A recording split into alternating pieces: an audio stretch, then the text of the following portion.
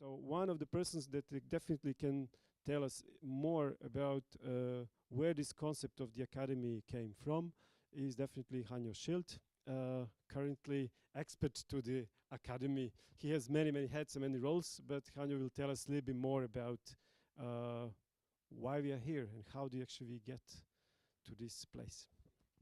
Thank you.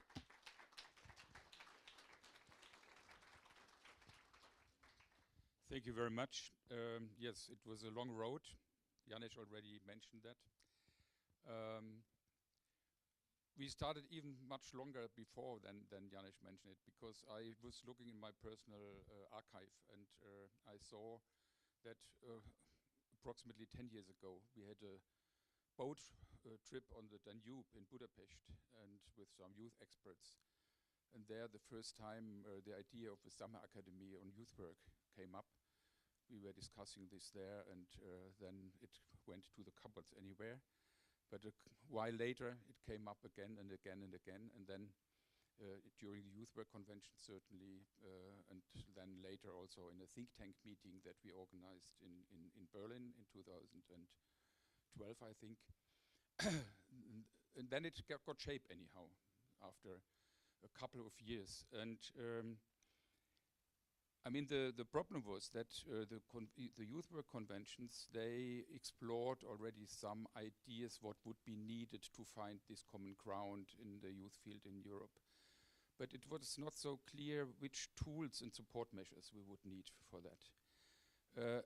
And in this think tank and in other meetings, when I was looking at this archive, and in my personal archive anyhow, I saw three main issues that were discussed in these times. One was that we said we would need a better professional profile of youth workers in Europe, and also a comprehensive and more advanced European training strategy for youth workers, including an MA European Youth Studies. That means a higher education for youth workers at European level. And I think we are, I mentioned that because we are still missing this cornerstone anyhow, and probably should come up again with it and to think about it. So, sorry, yeah.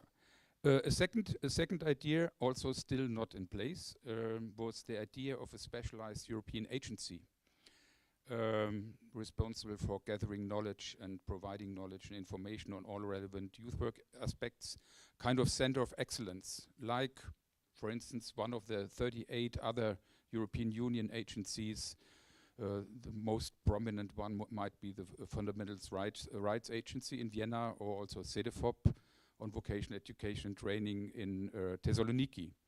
So our feeling was that we would need such an agency also for youth and youth work.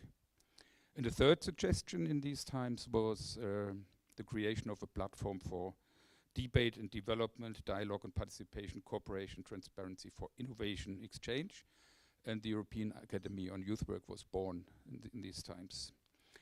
That led to a basic concept paper that we have drafted, very much driven by Jugend für Europa and Movit, happily, who were the driving forces behind that.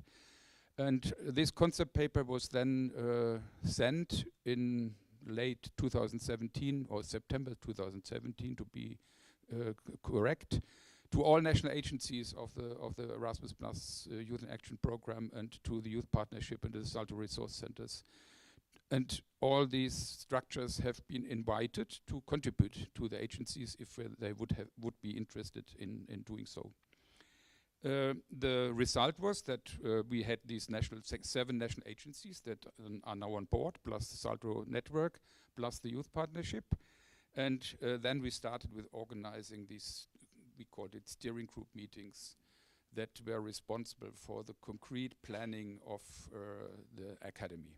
So that is, in short, in a nutshell, so to say, the story or the history even of the academy.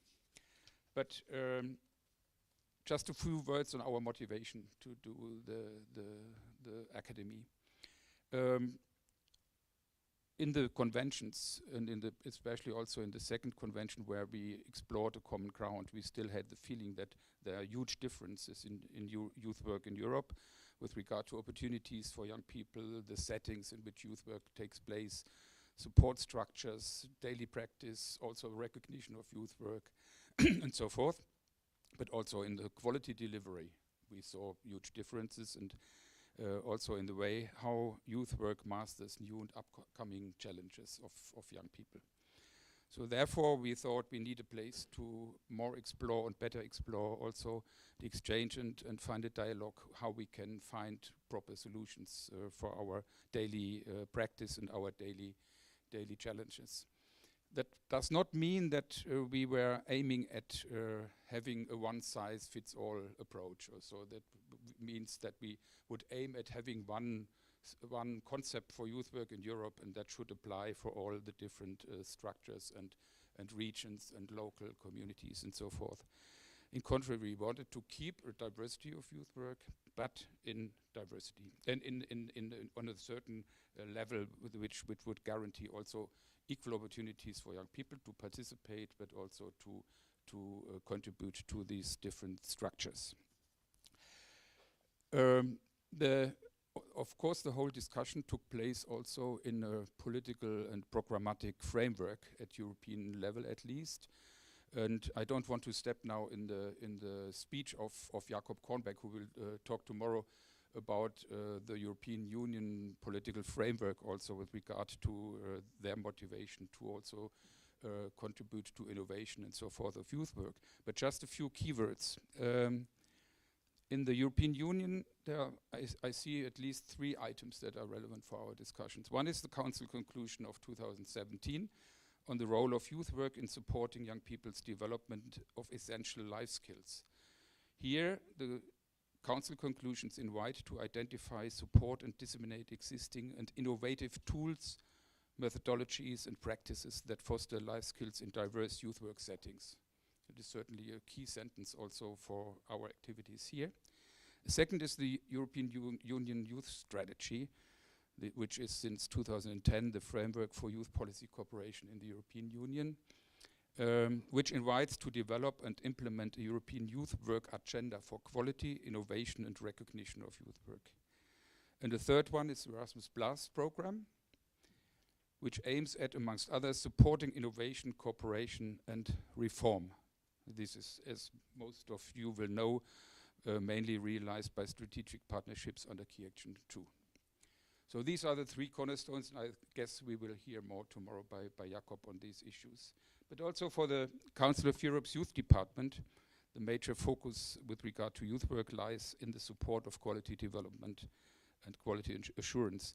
The recommendation of the Committee of Ministers on Youth also from 2017 invites member states to provide an enabling environment and conditions for both proven and innovative youth work practices, including sustainable structures and resources, particularly at the local level. So this shows that we are very much in line with the programmatic and political aims of the 2 major or important European institutions.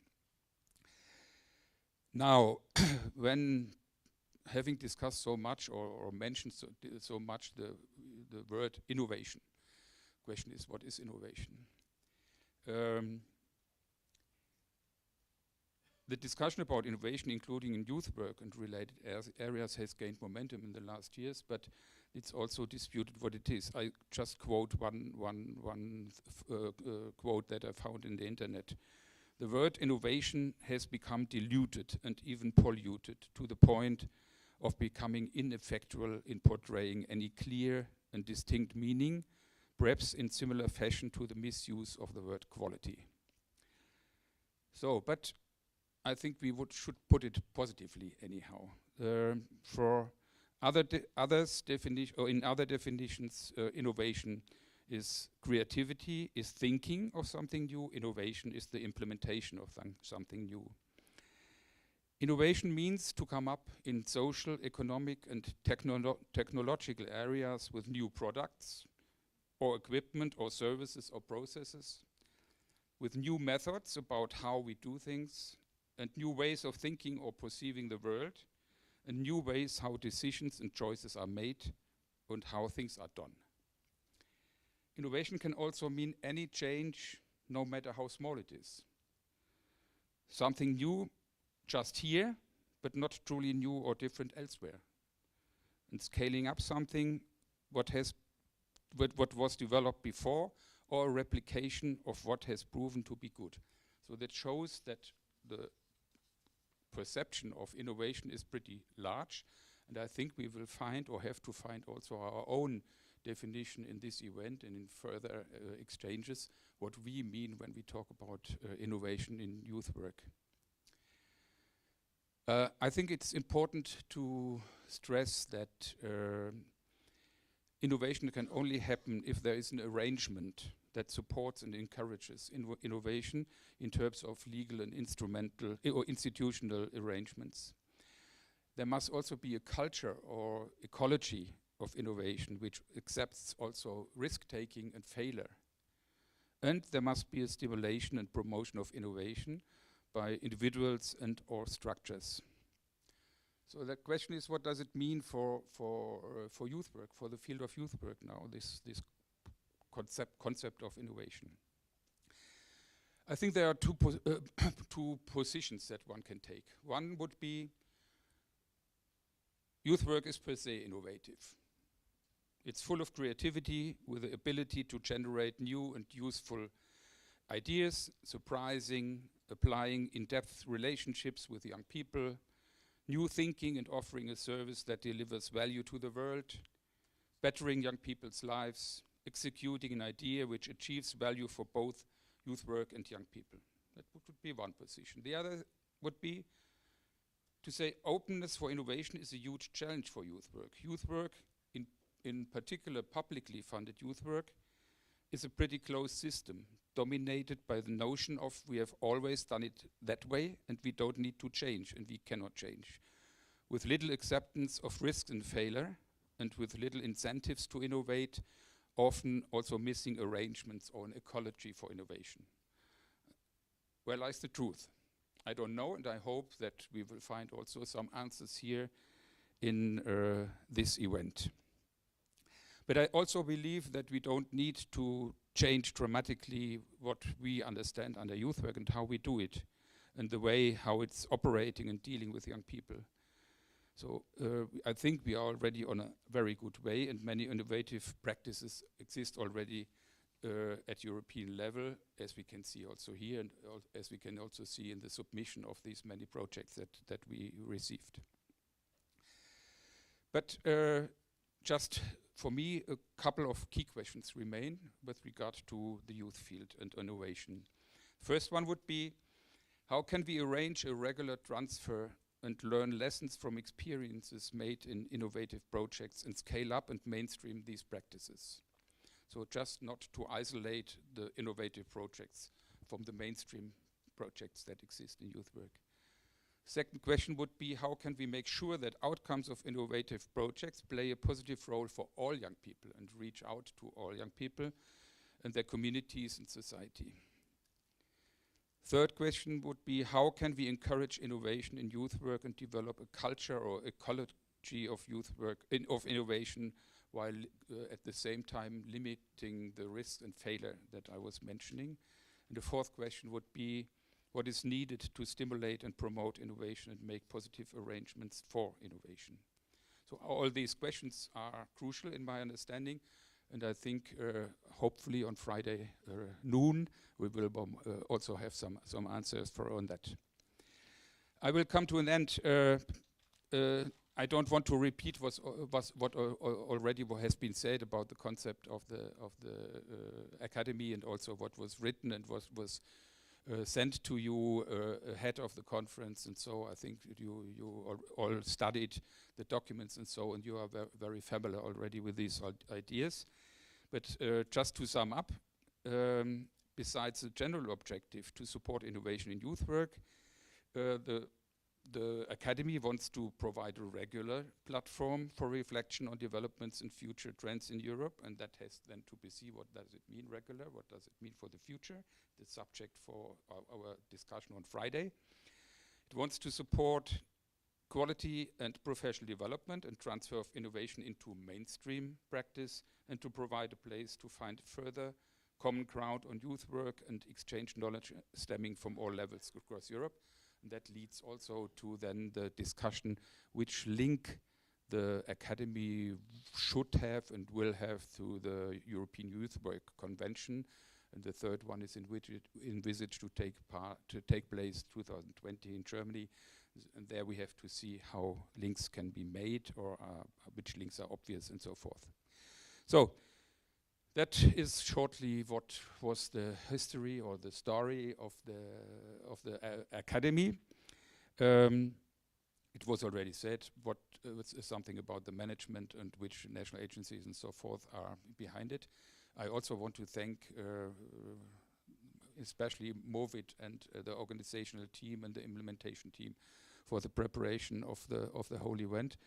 I think it was excellently prepared, everything, and I'm very much looking forward to the discussions here and to the results. Thank you very much.